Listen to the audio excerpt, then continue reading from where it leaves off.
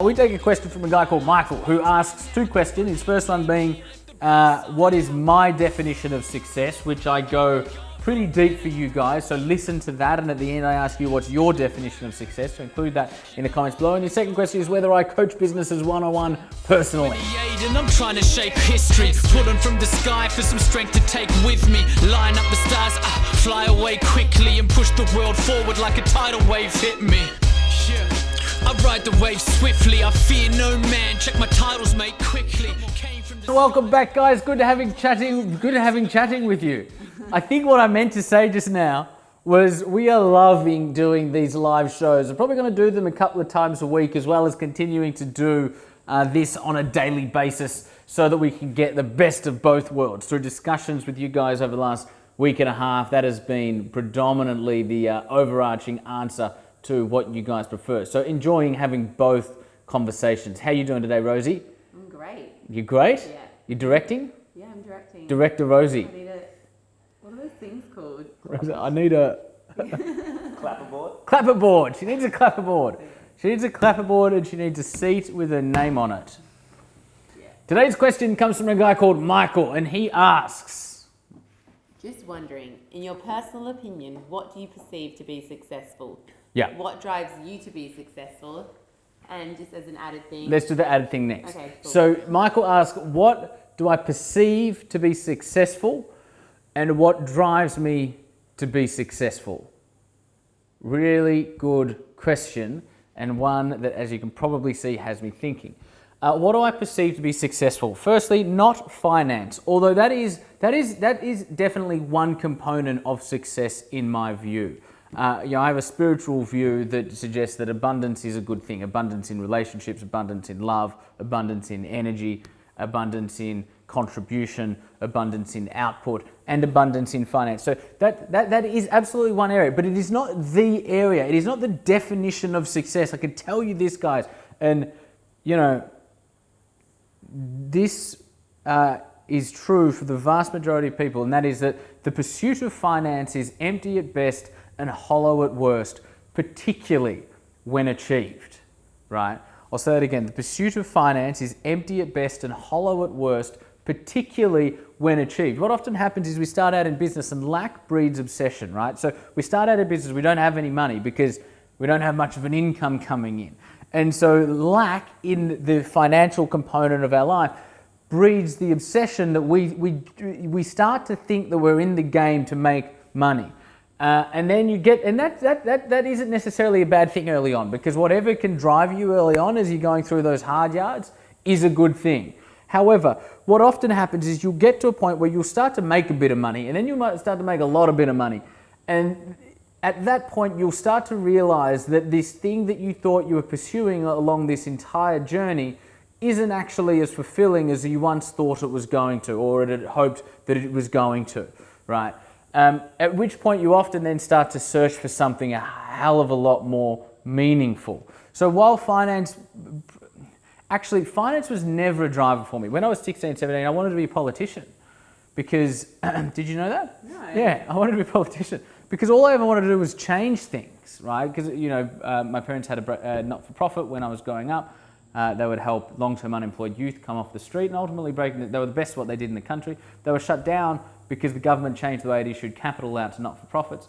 So their not-for-profit organisation called Breaking the Cycle collapsed. I was like 8, 9, 10, 11. So all I ever wanted to do was help young people, like teenagers, young adults, develop into human beings. And as I sort of grew up a little bit, then I was like, well, I think everybody needs help and needs help to develop into great human beings and to live a life on their terms and live a life that aligns to what they're passionate about. And so I just wanted to be a politician because I wanted to change education. I wanted to influence things. Then I realized politicians don't change anything. And I looked around the world as I started to get more familiar with how the world actually works. I looked at people like Warren Buffett, who had just made the biggest charitable donation in history to the Bill and Melinda Gates Foundation. I looked at people like Branson and the legacy that he'll leave. I looked at people like Jobs, And these were the people that I identified made the biggest impacts. And I was like, okay, well then, given that I think these are the people that contribute the most, I then want to build myself into being an entrepreneur. And that's sort of how it all started. So what drives me is the same thing that drove me when I was 8 is the same thing that drove me when I was 17, is the same thing that drove me when I was 21, is the same thing that drives me today, which is an incredible dissatisfaction with how a lot of things work in our societies, and having the belief that I can play a part in helping shift and change and mould some of that, particularly, these days, particularly around education.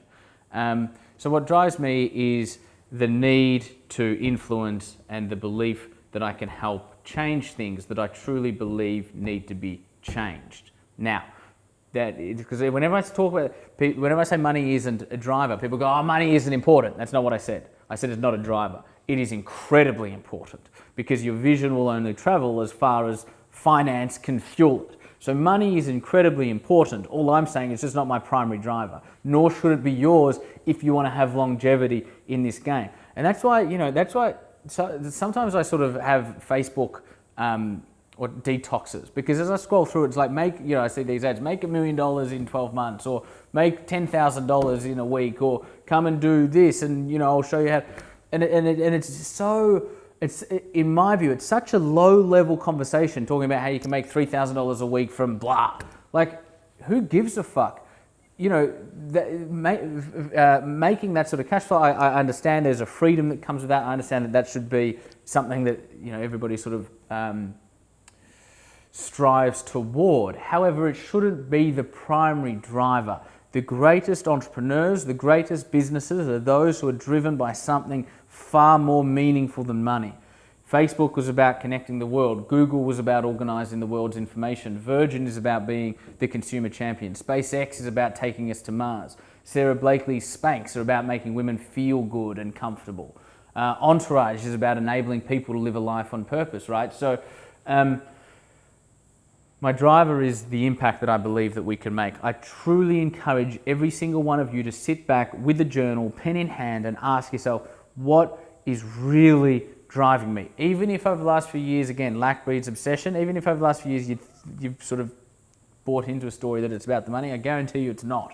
And once you identify what it really is about, not only will you become more aligned and more powerful in your pursuit, but you'll start to resonate better with other people in the world around you, because you'll start to speak a deeper truth than just, I'm in business to make money. No one's in business just to make money. It's a means to an end. What is that end? What is the ultimate purpose? What is the ultimate thing that you are trying to achieve, while of course enjoying the journey along the way? Michael had a follow-on question. Yes. Yes. Director Rosie. Okay.